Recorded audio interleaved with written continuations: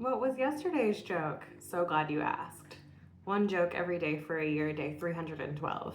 I performed for a high school graduation, and halfway through, one kid raised his hand and asked me for a Tylenol. I feel like if it was going well, he would have at least asked me for weed.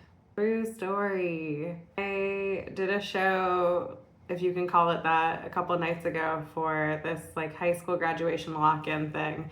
I had to do 20 minutes. I started telling jokes. They hated it. They hated it so much. So then I pivoted and I was like, all right, ask me any questions you want. And then at some point, this kid in the back raised his hand and was like, do you have any Tylenol? My throat hurts. And I was like, what mom vibes am I giving off right now that you think I have Tylenol? Also, that's a real indicator that you grew up in a neighborhood that's too safe, that you'll just ask any stranger for Tylenol. Don't do that. The comedian before me was asking them a bunch of questions about like, what do you want to be when you grow up? And so many of them said finance. And it was so demoralizing because I feel like when we were kids, it was a lot of like, you need to have a realistic dream, right?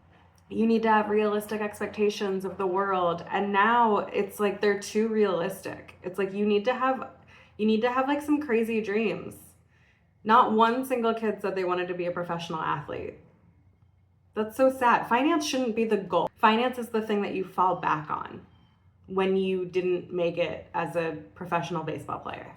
When you married somebody and their dad was like, I can get you a job at my firm. That's how you end up in finance. You don't just like graduate high school and hope to work in finance.